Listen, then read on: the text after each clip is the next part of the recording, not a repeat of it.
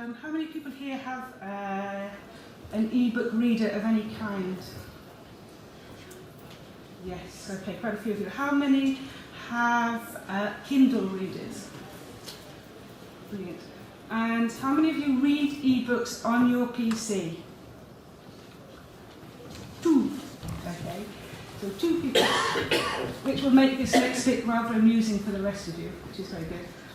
Okay, so as the academic manager, I wanted to buy some digital books for my school, and so I went to that very, very famous publisher's website, and we were looking for more sort of classical books. Okay, so I searched by genre, and I found some nice list of books that we could use, and then found out that actually I couldn't use any of these on any of the things that we had in our school. Okay, so then I did a different search, and I searched by format.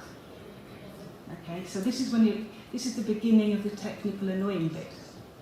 So you've got PDF, WMA, EPUB, ONL. Okay, bearing in mind that I'm an academic manager, but was not a tech person. Okay, and I think, oh, PDF, that's easy. You know, it works across all sorts of platforms. Great, I'll have some of them. So I've registered, bought them, and all of the rest of it. And then the email came. Okay, that's not what I was expecting. So the instructions before, these easy steps, log into blah blah blah, go to my bookshelf, clicking on the link will open the dialog. This is an ACSM file, the DRM is, okay, right, I'm kind of getting there. Then I get to 5 and I think, oh brilliant, I've got it, I've got this book, the students can use it. Read your ebook on your computer. Okay, no, not quite what we were after. Or transfer it to an e-reader using the manufacturer's instructions, or transfer it to your iPhone or iPad using a Blue Fire reader. Now, I am the tech person in the school, and I wasn't going to do any of that. Okay, so those books still bought but never used. And the interesting thing about those is after 365 days, they stopped working. Okay, so another little step for you as a director of studies or whatever is that you have to remember every 365 days which books you've bought and renew them. So that wasn't ever actually going to happen for me. This, I think, is something we're all a bit more familiar with. We buy them from the device we're actually going to use. Okay, so it's easier. It takes several steps away. Okay, let's see if I can use this new keynote feature. Can anyone tell me what this is? This one here. iBooks. Thank you. I am in the learning technology scene. You're brilliant. Okay, and this one? Blue Books. Thank you, Gavin. Google Books? Google, well, yeah, it's Google Books is something different, but yes, it's from Google Play, and it's a Books part of Google Play. So I'm not going to ask you the next one. No. And so this last one here, okay, this one? iTunes. Okay, so these 3 here are traditional e-book or e-readers, okay, they come in the format of books. The last one, you actually buy apps, okay, so they're a bit different. Okay, I'm going to, now this is where it all gets a bit technical because I'm doing this on my iPad, and I actually want to show you some examples, okay, so okay, so in iBooks we have these. They all look very similar actually. If you were looking through the iBook store to buy these, you'd think, oh no, they're pretty much of a muchness. The covers are quite pretty and all of the rest of it. But if you go to one like this, for example, it's quite pretty. You know, it's got sound. Let's have a look. Part 5. Slowly, I came to understand the history of my cottagers. Okay, he clearly went to the same Cambridge party last night. The nice thing about the sound is you can play the lines again and again and all of the rest of it. So that's quite nice. You've got tests and things in here as well. Okay, so we quite like that one. Okay. The apps one, so an example of an app would be the Oxford again, all nice, quite singing and dancing things. You've got to start reading. You have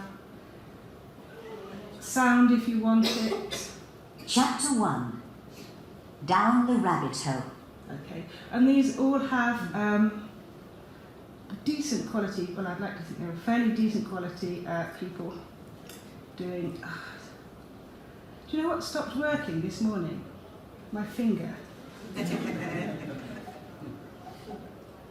let's get back. So they've got all quite reasonable quality ones. When you get to the other versions of this one, okay?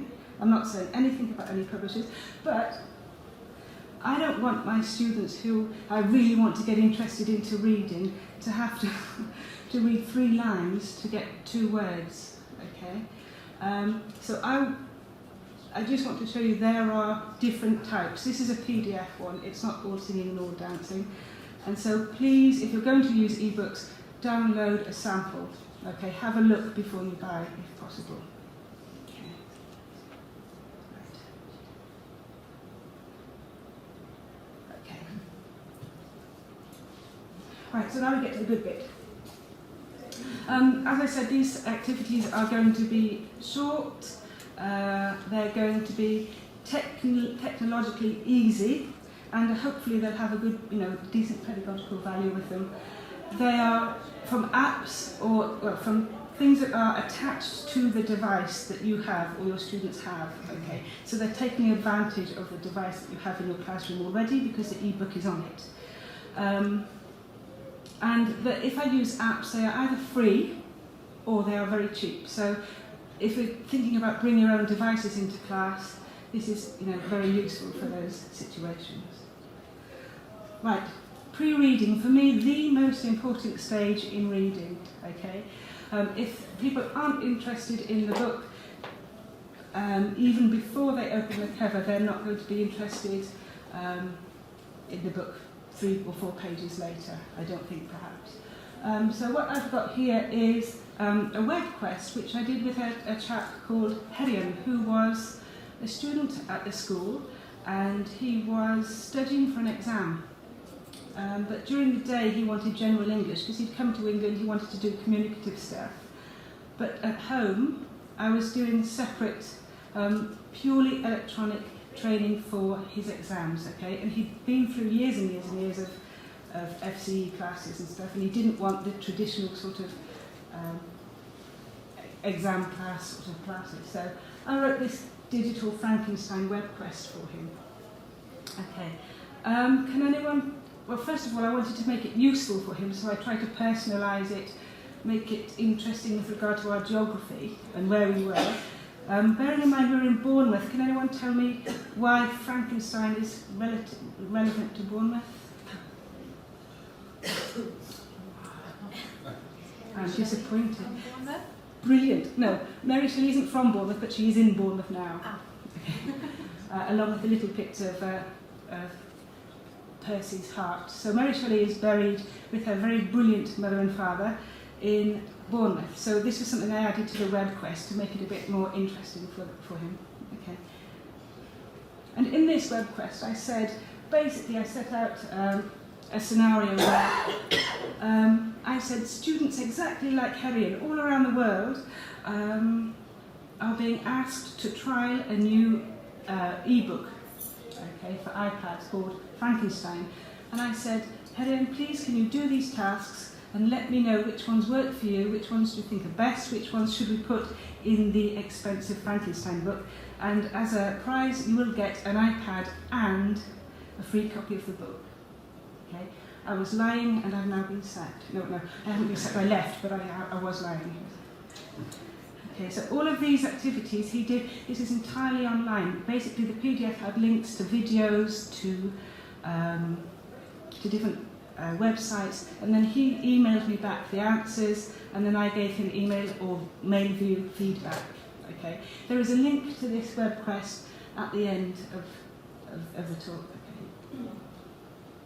Okay, so reading into listening, you've heard a little bit of how it goes, so I won't play you anymore, but basically you can tell that these books now have one extra dimension already. Okay, they have listening, so you can listen to lines again and again. You can, some books just have sections that are particular listening, maybe a recording of a phone conversation or a phone message or something, okay? But you've got an extra dimension to these books already. Okay. But what I really like, and this is the part of the no, digital doesn't have to be making it all small, it doesn't have to be limiting to true, false, yes, no answers, is that you have this here, okay? Yes, the true false is very good. I think if we've got someone reading at home on their own, it's quite nice to have some sort of concept checking as you go. I am getting the point of this book. You know, I read my first Greek or reader in Greek, and I was so pleased at the end of it, but I wasn't quite sure that I got it. You know, I didn't know if I was right. But if you've got checking as you go, then you know whether you're right or not. But what I really like, as I said, is this bit here. Okay, you have a really nice section of listening. Okay, it's related to the book that you're doing, but you can do anything you want with it.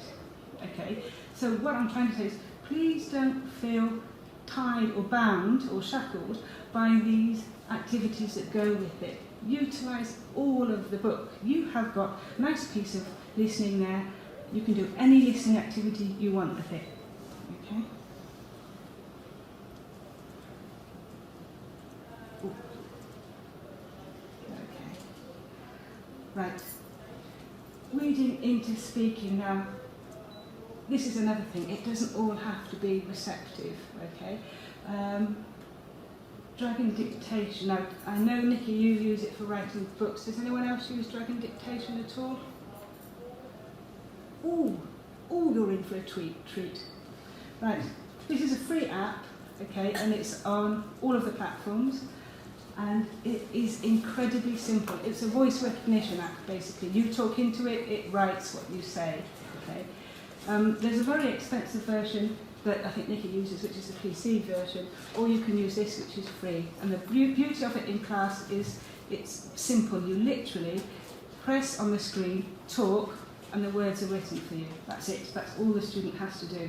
Now, I've used this in several situations, just for sounds. So if you have a student who has a problem, and they say, I'd like a cup of coffee, you can give them this, they can put it on their own phone, they can go home and practice and practice and practice until they get the whole coffee thing right.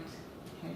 And then when they do, they're so chuffed. I've had classes of Thai students who've like, red lorry, yellow lorry, red lorry, yellow lorry, I can do it, you know. So.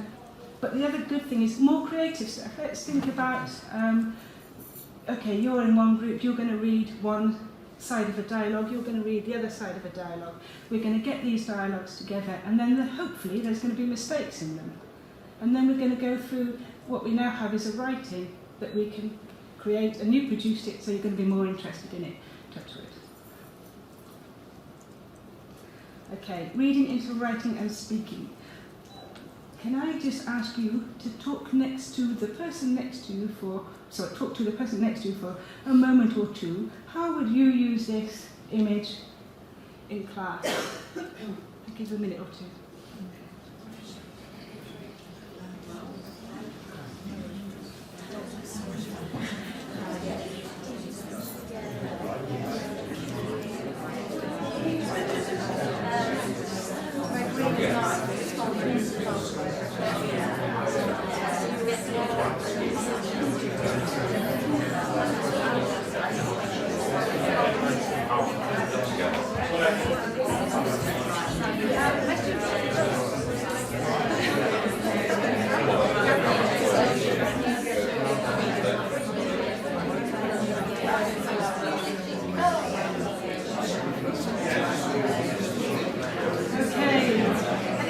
Okay, I will stop. Yeah? Okay, thank you. So can I just ask anyone to volunteer how they were going to use it? What were you talking about? Thank you, Marcos. Have the students give sort of a news use reading of the events of the death, right? Perfect, perfect. If you have an IWB, for example, this is a lovely backdrop to students standing there pretending they are journalists. Yes, this is the news, and welcome to the news today. You could even have another pair of students who are, one is interviewing the person who found the body, or something like this. Okay, so it can be something really big and creative, or it can just be, this is what they see when they come into class. What are we going to do today? As a pre-sort of reading. On the other hand, it could be a post-reading. You've been reading, what's going to happen next, what's going to happen next? This is the drama, this is what happens. So there's loads and loads of ways you can use these sort of images. And this, again, is made by something called News Booth here. And it's free, it actually comes preloaded when you get an iPad or an iPhone. But there's lots of other equivalents to this for different platforms as well. So very, very, very nice. It's also very nice when you get the students, ask the students to do this themselves as well. So. Okay, Black Cat readers are aimed at specific exam levels. Most of this particular group that I'm talking about here of readers. And can anyone recognise what these photos might be, what exam they might be from?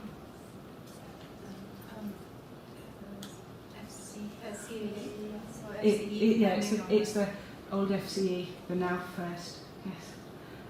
First Cambridge first exam. So basically, they had a bit in the middle of the Frankenstein book that was talking about, were you surprised that Frankenstein started off in the place where it started off?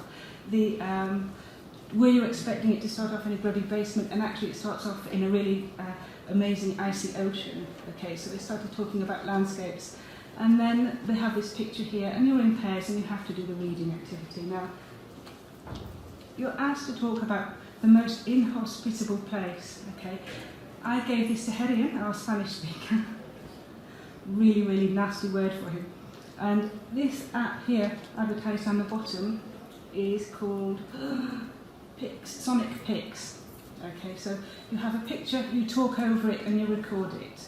Okay, it's similar to VoiceThread, but if you have VoiceThread after you've used a certain number of threads, you have to buy bundles of them. But this is free. Okay. So basically, I took a screenshot of this, and I said to Helen, "Go away, practice as much as you like."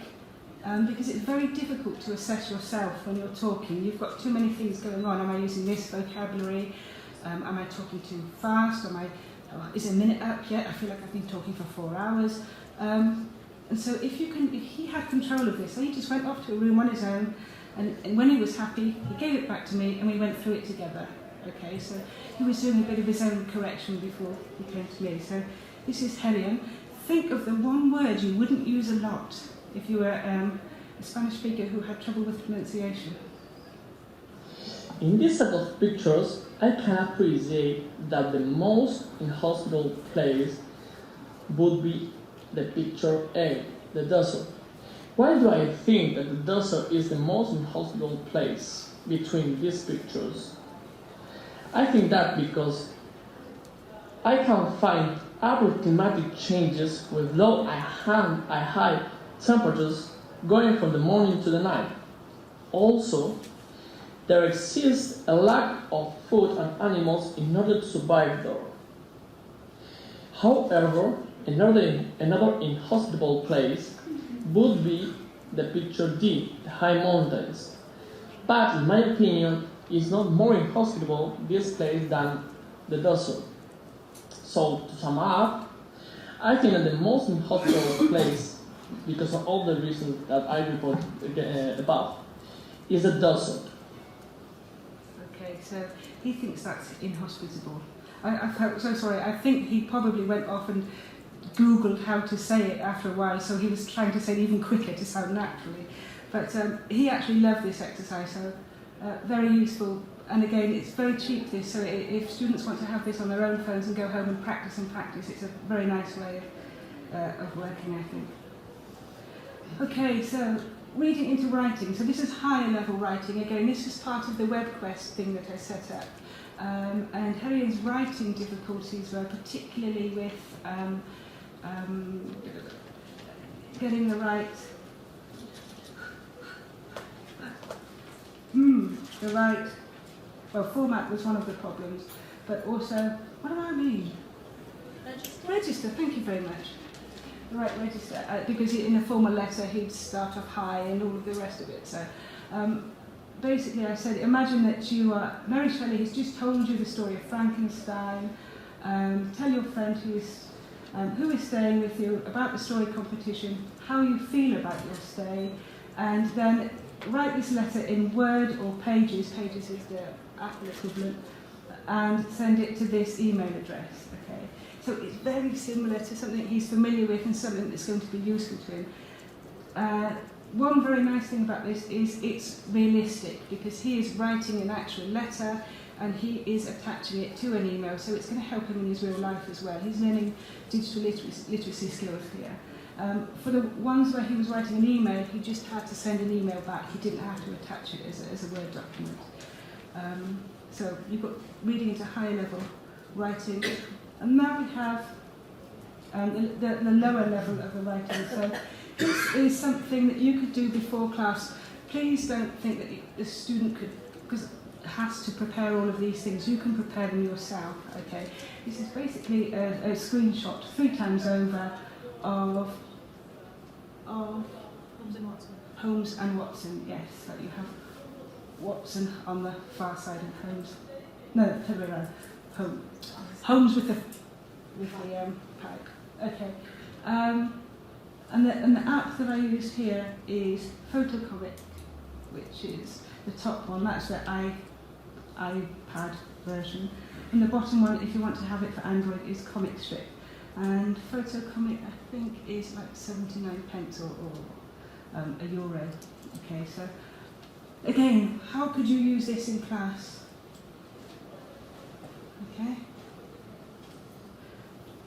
I asked them to write either the thoughts or the words of, so to create a dialogue. It didn't all have to be spoken, some of it could be thought. Okay, so Watson's like, I don't know what this is.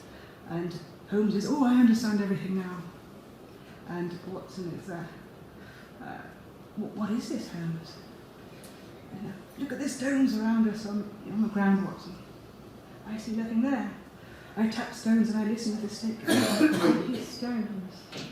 Okay, so once they've got this, you can again use it as direct speech, indirect speech. They've created it, they're more interested in it, okay, straight away. And you've done the hard work. All they need to do is press on the screen and write. Okay, that's it. Quick question while you're on this image. To get your images, can you use photos from your own? Photos from the... So they could photograph themselves and then do their own captions? Yeah. Yeah, they can do anything. Okay. And now, let's not forget reading. Okay? Reading itself. I am constantly disappointed and upset, I was as a teacher, and sometimes I am when I go to talks maybe, that everything has to be for a language purpose, okay? Everything has to be tested and answered and whatever. Actually, read, That's what we do. We read, we enjoy it, and we benefit from it, okay? How am I doing for time, Nikki? You have 15 minutes. 15 minutes, okay, excellent. So, these are something I came across, actually it was on the Facebook page first of all, and this is Marcos, I think, was the very first person that I know who did one for ERC. Marcos Benvenidos in the back. And it's basically a choose your own adventure story. Okay. I read this one. I actually enjoyed reading it, and I thought, well, this is phenomenal. So if I like this, my students are going to enjoy this. This was initially set up to be part of or attached to the At Work series, okay, that Richmond do. So it does have business English language in it, okay, and it's set in a business environment, okay. But it's fun and it's interesting, and it's meant, I think, mostly for autonomous readers, so it has to be interesting because they have to keep reading it. Now, I have an example here. Okay. Now you can see here, this is the front page, on the top right you have a score, so if you do certain things right, maybe business-wise or sometimes a little bit lucky, you get an extra bonus point. So there again you've got another reason to read again and again. Okay, you can get better scores or whatever. But every time you come to a certain point, so here's how it works basically. You read through here, at the end of this passage you have the choice of what to do. Okay, do you do 1 or 2? And whichever you choose, it changes your story, which is exactly how Marcus's works. Okay, so if I choose this, brilliant. So if you choose this, you go somewhere different.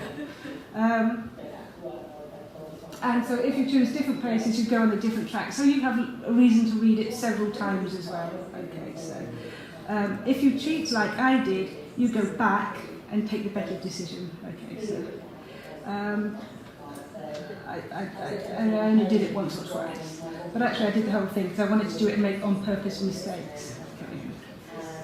Silly business decisions. Okay. If you go to the Richmond stand, they have their paper versions as well as digital versions. I mean, what I like about the digital version is also that if you press that, you've got a nice little glossary as well. Okay, so you don't have to do the whole flipping to and fro for the definitions and stuff. But if you go to the Richmond stand, I'm sure that some nice people will help you with prices and all of the rest of it. Equally, if you go to all of the other stands, they will also help you with prices and the rest of it. So the next, she's not putting me off, The next thing here is we have reading into CPD, okay? So it doesn't have to just be in the classroom, it can be in the teacher's room as well, okay? Some of these books, so I think the Delta handbooks are all being rolled out as digital. I'm not sure, someone might, yeah, they are all being rolled out as digital. So ones that weren't in the past are being made digital, and the new versions, Gavin's Going Mobile is coming out directly, I think, as a digital version. But some of these others, like the seminal text, How Languages Are Learned, brilliant. You know, you've got it with you all of the time. If you want to buy this for yourself or buy it for in a teacher's room, and I'll just talk about this really brilliant exercise that we did. Probably my best ever training. But if you see this book here, okay. Does anyone know this book? Has anyone bought this book?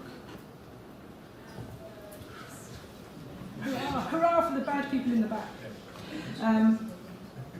It's called 52, and it's part of a series of books published by The Round. So this book and this book have been published by The Round, which is Lindsay Canfield and Luke's sort of enterprise of good quality but cheap CPD books. Now 52 has 52, I can't remember the subtitles, it's something like Subversive activities. 52 subversive activities for teachers, okay, and that sort of appeals to me. Another reason why I got the second. So 52 activities, basically I had this on 10 iPads at school. The teachers took an iPad home each and had to choose 2, or were asked to choose 2 of the activities, okay. They came back to the next training session and they taught those activities to the other teachers. It was fabulous. So we had 20 pieces of input from this one book, which was super. I also think that this is very ironic in an e-book. Right. What I wanted to ask next, is, have any of you in any way or form been convinced at all? Can you tell the people next to you whether or not you can use these and how you can use these in your classroom? Will you sell them more or less? minutes into this talk. Please, you have 2 minutes to talk to each other.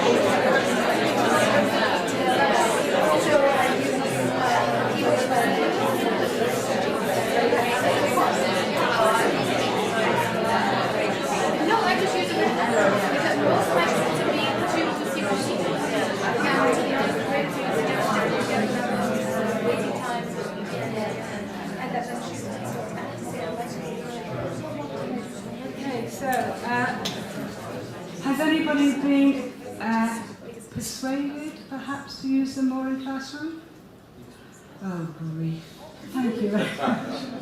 Thank you. I think what I'm trying to say with all of this is, please, as I said before, don't let digital make you think that it has to be smaller and sort of these grammar.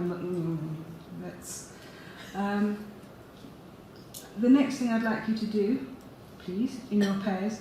We have this FCE listening. Okay, I'm not going to ask you to do the FCE listening at all. You have a nice piece of, as I said before, listening here. Part 5.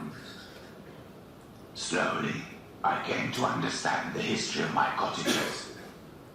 The old man's name was de Lacy. He was a Frenchman of good family. They had lived in Paris, in a beautiful house.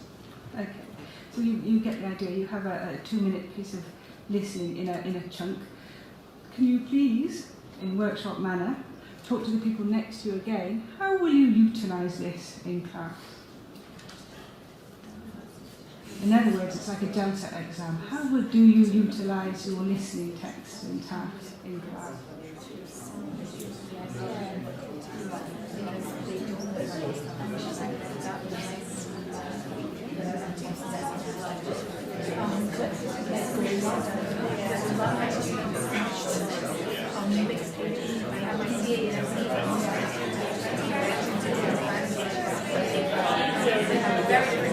Very different. But I think just get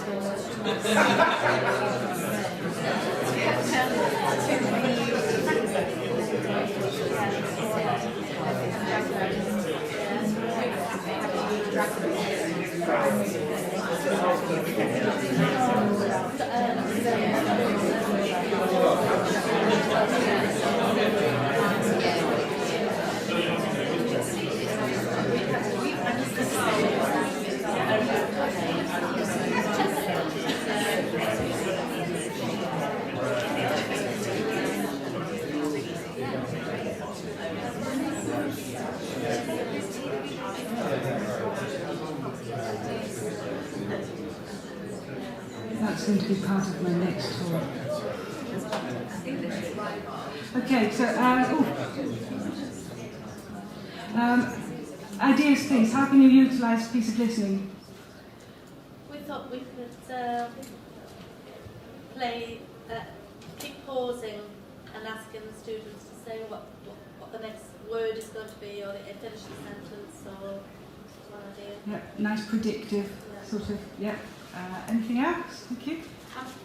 I teach FCE and CPE to 20 to 65-year-olds, and big age group. I think I would actually use it to introduce them to read, because we normally do not bother with books at all, because where we are, books are really expensive, but Frankenstein is, I hate to say it to all publishers, but available free as a PDF. I think I would use that to just get them into reading, because a lot of them, they don't read. Yeah. And they don't see the point of just reading for the sake of reading. So, Obviously these have been graded as well, so they are right for the right levels. well, mine are mostly C1, C2s anyway, so, Okay, so they can cope with it, but yeah. it's just getting them to do it in the first place. Yeah, yeah. We have a Okay, book club, but they just don't. so we were talking about how to, or I was talking about how to motivate them, engage them a bit more. Bournemouth, as I said, we have Mary Shelley, we have Frankenstein. Harrogate, you have Betty's. terribly literary, but not Betty's. I was thinking, who else doesn't? Bronte, somewhere even closer to home, closer to Harrogate. Agatha Christie, thank you very much. So you have a wealth of things you could do. For example, if you were in Harrogate, you've got Agatha Christie. You also have the annual International Crime Writers Convention here as well. So, God, can you imagine what that convention would be like? Can you imagine? The day after, the equivalent of the Cambridge English sort of thing. Who stole the big inflatable G and D from the Cambridge English party?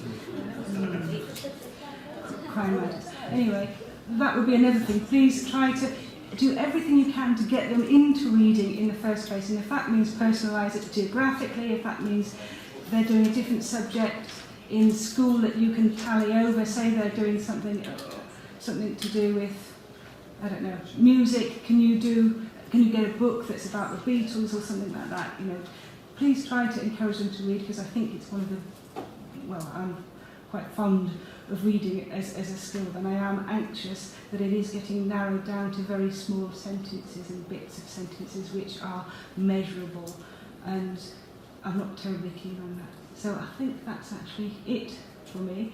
Thank you terribly much for coming. Any questions? Have you found a way of offering an e-library lending service so they don't have to buy the book themselves? No. Students are welcome to come and use, in the school that I was in, we were lucky enough to have a class sets of iPads, so students were able to take them, you know, take an iPad, sign out an iPad and take it to the resource room and read quietly there, but no, sorry. Yeah, I've got one was speaking earlier about how we might use it in class, and I was thinking about to some of the last classes I've taught, where some of the kids might have devices, but some of the kids not. I mean, that sort of imbalance thing worries me a little bit, but Nicola pointed out they've probably all got a smartphone. Would it matter if they all had different devices? No, no, because most of the things on here, I mean a lot of the things on here, things like recording and video, you have on nearly every phone, okay?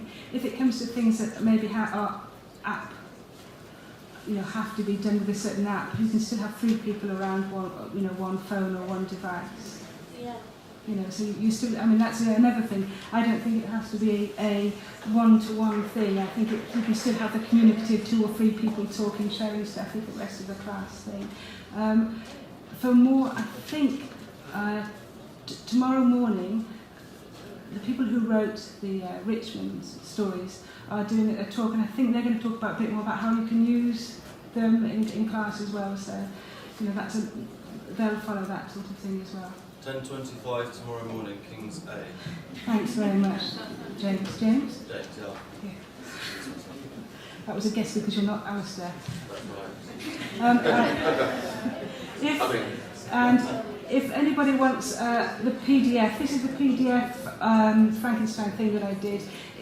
Obviously you don't have to copy it, but it's got all of the links in there. But it's very useful as a guide how you can tie in FCE or exam writing to something that they can do at home and is interesting. Okay. Thank you very much. Thank you.